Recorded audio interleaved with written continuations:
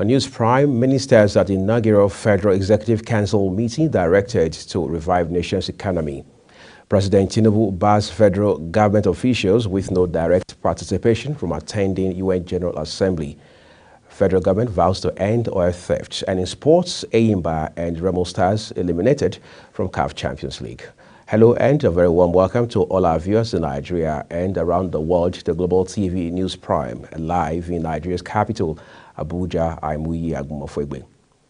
President Bola Tinubu has given the Federal Executive Council FEC a directive to revive the economy and make life more bearable for the people. This was disclosed during the inaugural council meeting where he rolled out the roadmap for the economy going forward and urged the new Federal Executive Council to evolve developmental targets along the 8 priority areas of his renewed hope administration. Also examined the president's 8-point agenda, including national security, economy, agriculture, power, oil and gas, transportation, education, healthcare, the digital economy, women empowerment, and judicial reform, among others. The policy agenda will be set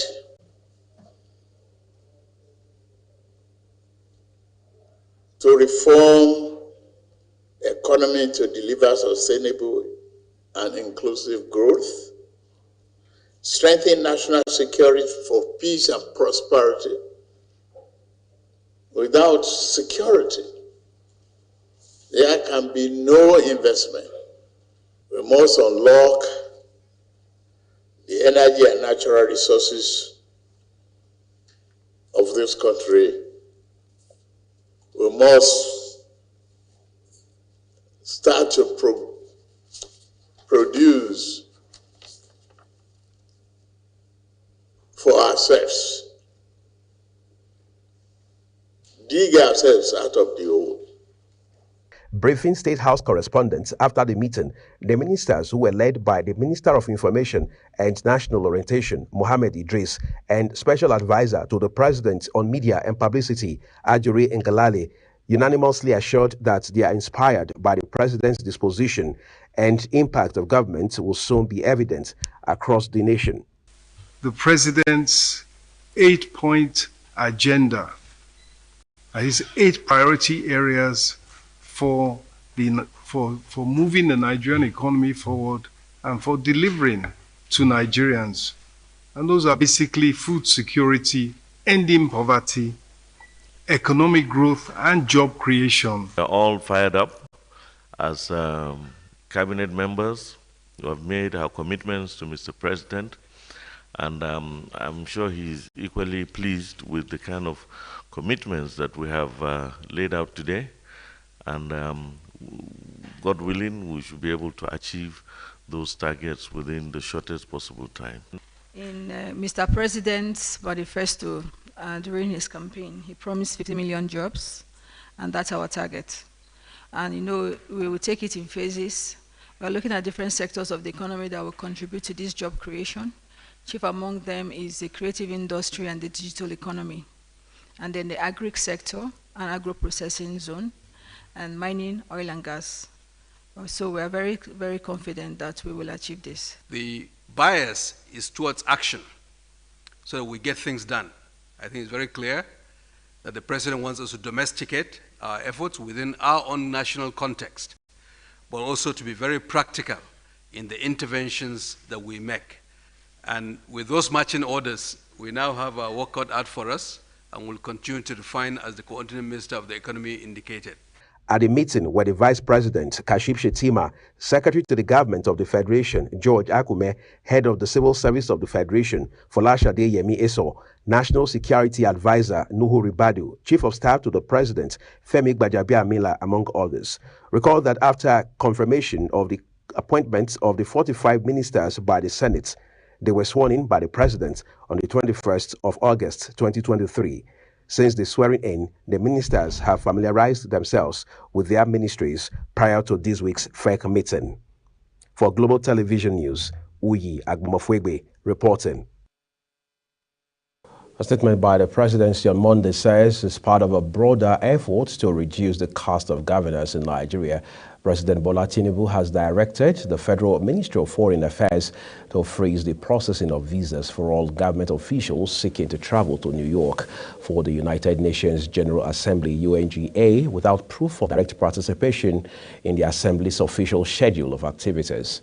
The statement says to prevent any sharp practice in this regard, the U.S. mission in Nigeria is accordingly guided on official visa processing, while Nigeria's permanent mission in New York is further directed to prevent and stop the accreditation of any government official who is not placed on the protocol lists forwarded by the approving authority, noting that by this directive of the President, all federal ministries, departments, and agencies are mandated to ensure that all officials who are approved for inclusion in the UNGA delegation strictly limits the number of aides and associated staff partaking in the event.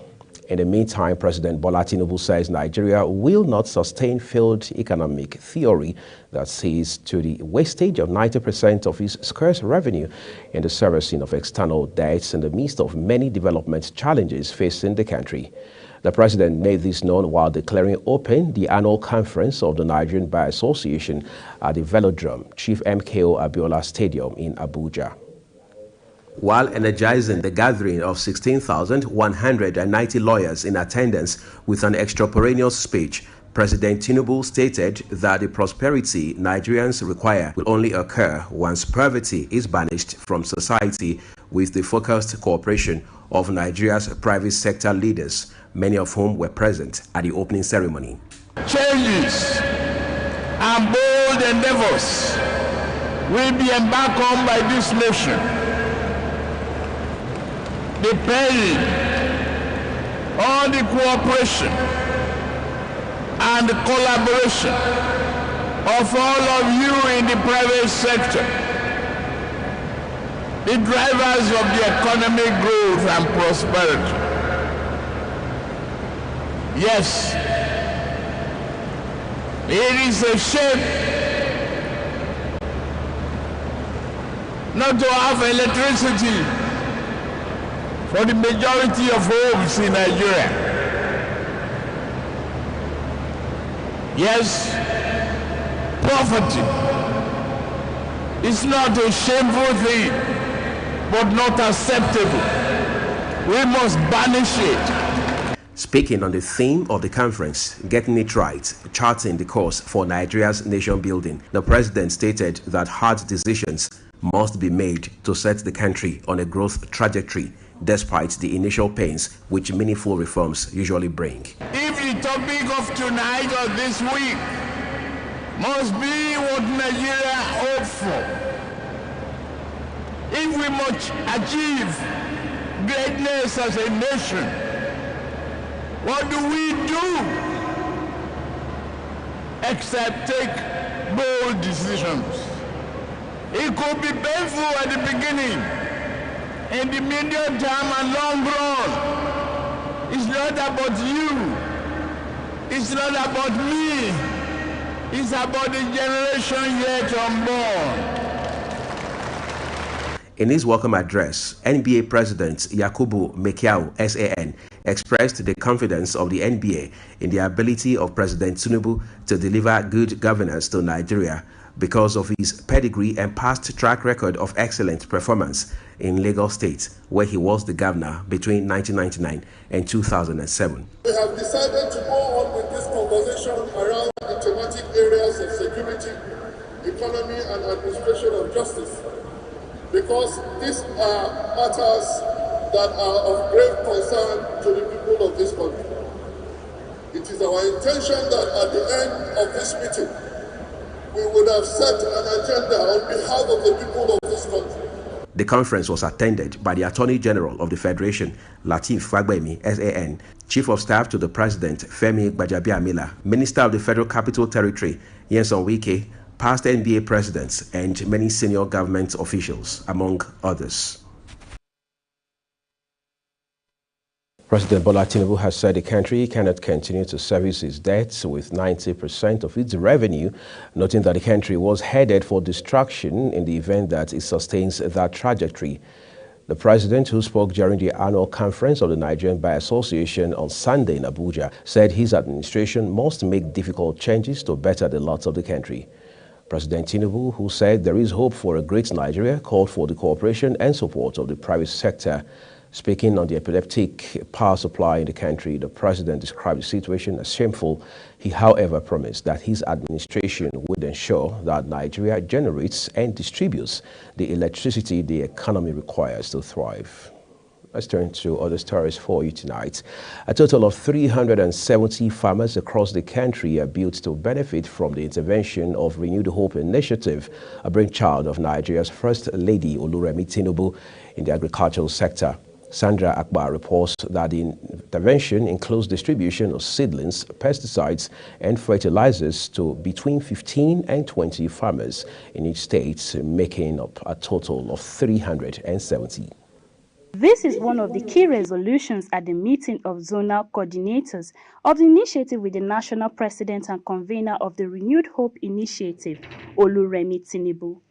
Other interventions in the sector include a proposal to encourage the establishment of farm markets in strategic locations and home gardens among Nigerians, towards facilitating easy access to fresh farm produce. We can start with 10 farmers so that they will equip them with seedlings, fertilizers, and some basic tools.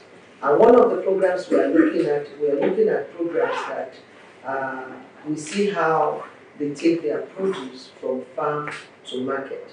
And one of the things we want to encourage you and to tell your colleagues is to have what they call farmers market. Farmers market is very, very good. You can identify a location that all these your farmers that you can take from farm to this local market, so that they come in, they will sell their market straight. Another key intervention area for the initiative is a partnership with United Nations International Children's Emergency Fund, UNICEF, to streamline and sanitize the process of birth registration. The partnership will explore and promote immunization towards stamping out polio. The First Lady, however, called on the zonal coordinators to be at the vanguard of the process in their respective domains, urging them to be part of the immunization process. We have UNICEF. UNICEF wants to develop a roadmap to accelerate birth registration. I am quite excited about it. Zonal coordinators of the Renewed Hope Initiative were drawn from among state governors' wives in the 6 geopolitical zones of the country. Sandra Akbar for Global TV News. In a related development, 46 Nigerian students in tertiary institutions across the country have emerged the first set of beneficiaries as the Renewed Hope Initiative of Nigeria's First Lady Oluremi Tinubu flags off the National Scholarship Program for Tertiary Education. The beneficiaries were drawn from the 36 states of the Federation and the FCT, while others were nominated by various women's societies, including National Council for Women's Societies and Defense Staff and Police Officers' Wives Association, the POA. Judith Peters completes the report. At the ceremony held in the banquet hall of the Presidential Villa, the First Lady and National President of the Renewed Hope Initiative, Senator Oluremi Tinubu, congratulates the beneficiaries, noting that the gesture is part of effort by the initiative to ensure that no willing student is left behind. She says the National Scholarship Program envisioned a Nigeria where every child, regardless of their circumstances, can access the best education available, adding that it is about igniting curiosity, speaking innovation, and fostering a love of learning that will transcend generations. What we're witnessing today is being done to support and complement President Tinubu's administration's drive at making tertiary education accessible, especially with the introduction of the student loan scheme. As a society, it is a moral responsibility to bridge the gap and provide every child with the opportunity to reach their highest potential, regardless of their background. The Renewed Hope Initiative RHI Scholarships Program is a commitment and a promise that we make today to identify with the youth of Nigeria, to say to them that their dreams and aspirations matter. She further urged the beneficiaries to take their studies seriously as their GPA will be taken into consideration in subsequent years. The First Lady also encouraged them to take on vocational skills. Most of the recipients of the scholarship scheme I've had in the past, I encourage them to learn a trade. Okay? Learn a trade. Even I'll give you an example. One of my girls who is a medical doctor from Borno State, when I first met her, I asked her, Fatima, what can you do? She said, I can plait hair. She does that in the campus. That is extra money for her. The Renewed Hope Initiative Director of Education, Professor Hafsat Ganduje, in her remark, identifies intervention in education as one of the 5 pillars of the initiative. The mission statement of the initiative is towards a better life for families, with its scope covering 5 major areas, which comprises of agriculture, education, health, economic empowerment, and social investments. Today's event, which marks the maiden National Scholarship Award by the Renewed Hope Initiative to newly admitted students of Nigerian federal and state universities and other tertiary institutions, falls under the scope of education.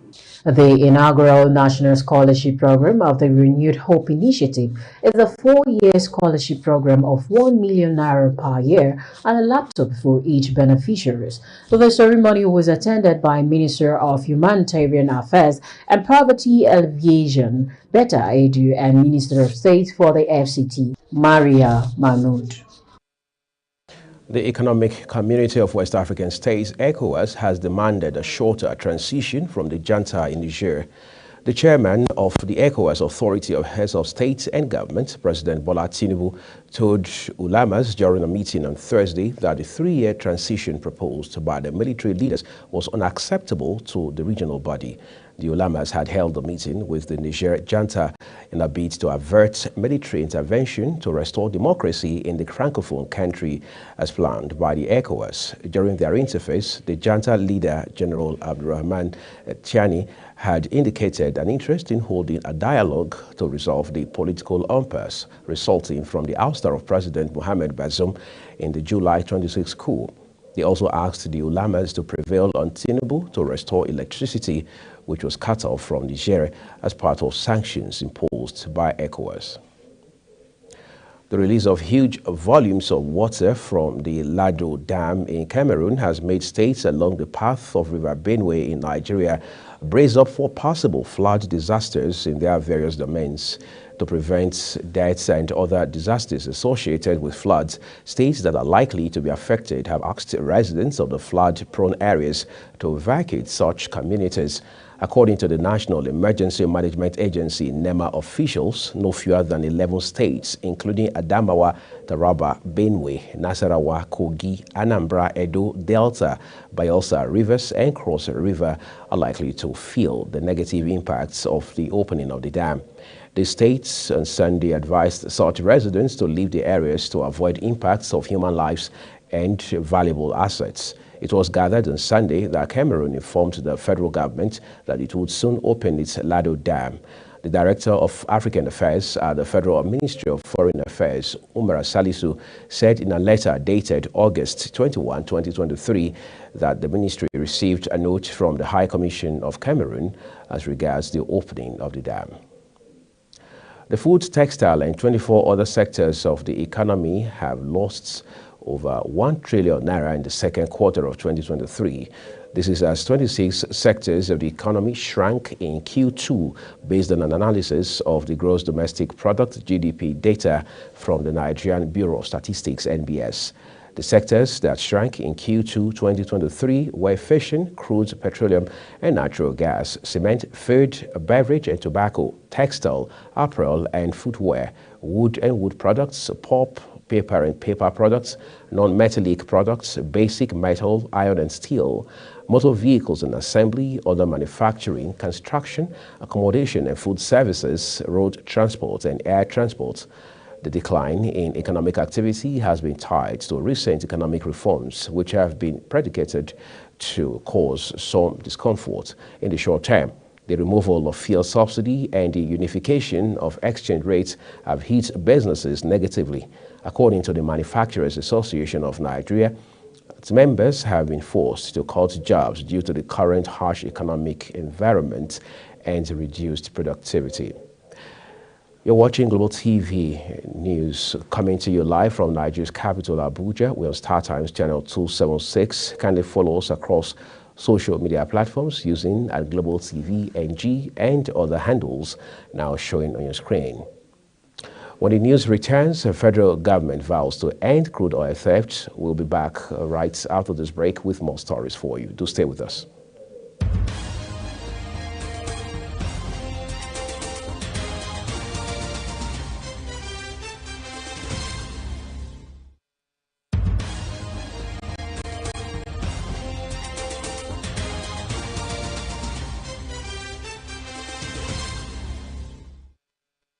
This is Global Television bringing you live broadcast of the news from Nigeria's capital, Abuja. The federal government has vowed to put an end to the crude oil theft and economic sabotage in the Niger Delta region. Minister of Defense Mohammed Badru made this known when he led a high-powered federal government delegation to the area. Kikelamo Okere reports that the visit was barely 24 hours after the inspection of the Port Harcourt refinery and petrochemicals complex to assess the startup readiness by the Minister of State for Petroleum Resources, Oil, Minister of State for Petroleum Resources, Gas, Permanent Secretary, Ministry of Petroleum Resources, and the NNPCL Limited team led by the Group Chief Executive Officer Melekari. Briefing newsmen shortly after the tour, Badaru says the delegation was sent by President Bola Tinubu with the charge to stem crude oil theft in Nigeria. He says the delegation observed illegal connection costing the country millions of dollars losses, adding that the losses were part of the reason why Nigeria could not meet OPEC quota. Corroborating Badaru, Group Chief Executive Officer NNPCL Melekari says the damage of one location in Abia State was costing Nigeria a loss of $7.2 million, over 5 billion naira per month. NNPCG CEO noted that while all theft in vessel could be tracked, the host community must play a vital role in curbing oil theft within their communities where oil facilities are situated. According to the Chief Security Officer of the Pipeline Infrastructure Nigeria Limited, arrests have been made and some culprits have been prosecuted. After a ground assessment of illegal connection points and destroyed illegal refineries, Nigerian Security Advisor Nuhu Ribadu applauds the role of the government security forces, community security contractors, and NNPCL in stepping up the fight against crude oil theft and economic sabotage that profits only a few citizens, he rightly labeled as criminal and bandits. The joint participation of the Minister, the National Security Advisor, Service Chiefs, Oil and Gas Industry Regulators, the NNPCL leadership underscores the unity of purpose among various stakeholders to combat the large-scale economic sabotage holding the entire country to ransom. Kikelamo Okere, Global Television News, Abuja. As we end Global TV News, ministers at inaugural Federal Executive Council meeting have been directed by President Tinubu to revive the nation's economy. President Tinubu has barred federal government officials with no direct participation from attending UN General Assembly. Federal government has vowed to end oil theft, and in sports we told you Eyimba and Remo Stars have been eliminated from CAF Champions League. And that's it on Global TV News, coming to you live from Nigeria's capital, Abuja. We're on StarTimes channel 276. Kindly follow us across social media platforms using Global TV NG and other handles now showing on your screen. I'm Muyi Agumofwebe, thanking you so very much for watching. I'll see you again.